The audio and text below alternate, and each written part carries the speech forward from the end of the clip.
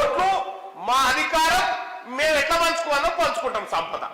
ఇన్ని రోజులంటే మనకు పార్టీ లేదుగా, ఇన్ని రోజులు మన బీసీ వాళ్ళకి మన సూర్యులకు పార్టీ లేదుగా. ఇప్పుడు వచ్చింది పార్టీ, ఇప్పుడు వచ్చింది పార్టీ, అదే తెలంగాణ రాజ్యాధికార పార్టీ. మన కత్తెర గుర్తు, కత్తెర గుర్తు మీ అందరికీ తెలుసు. కత్తెర గుర్తు అంటే మనం ఎయిర్ కటింగ్ సెలూన్ మన నాయ బ్రాహ్మణ సోదరుడు మంగళాయన దగ్గరికి పోతే అందంగా కట్ చేసే కత్తెర అదే. మనకు బట్టలు కుట్టే మేరాయన కత్తెర అదే, ఉన్ని కత్తిరించే కత్తెర అదే, డాక్టర్ దగ్గర పోతే ఆపరేషన్ చేసే కత్తెర అదే.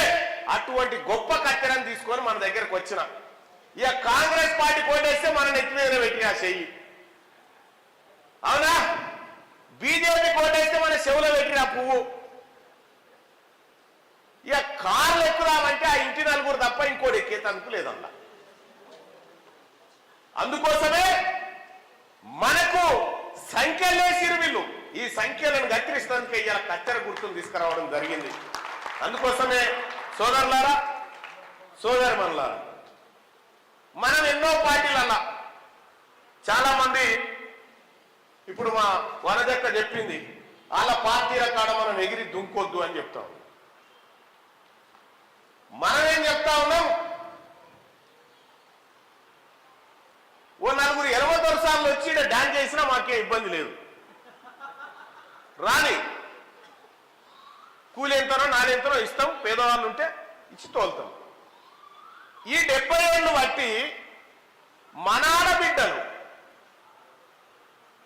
మన యాదవుల పిల్లలు, మన గొల్లోళ్ళ పిల్లలు, మన కుర్మోళ్ళ పిల్లలు, మన ముదిరాజుల పిల్లలు, మన సాకలి మంగలి నాయ బ్రాహ్మణ వడ్రంగి పద్మశాలి 300 ఈ పిల్లలు కదా డ్యాన్సులు చేసింది.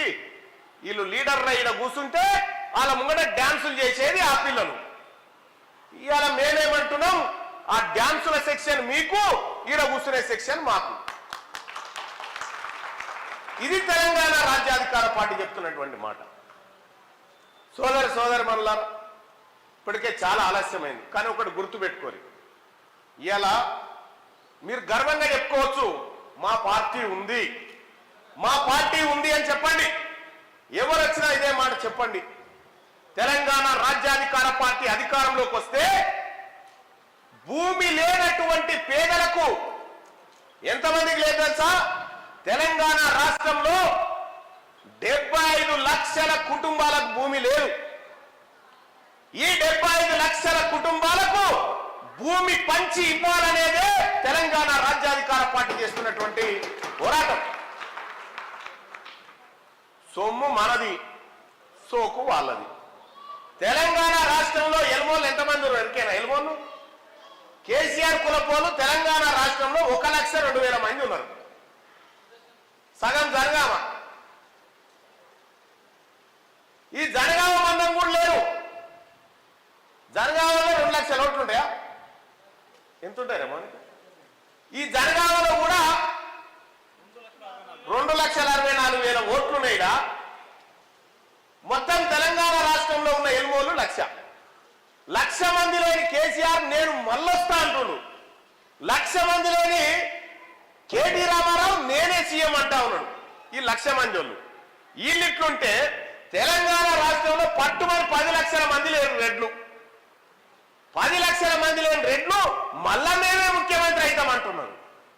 మరి తెలంగాణ రాష్ట్రంలో 44 లక్షల పైచిలుకున్న బీసీ ముస్లిం బిడ్డలు ఏం కావాలి? మరి 1,00,000 మంది ఉన్నాడే నేను సీఎం అంటే మరి ముస్లిం బిడ్డలు ఏం కావాలి? ఇలా ఇంకొక ఆమె నేను సీఎం అయితా సిపాయి అవుతాను ఒక ఆమె.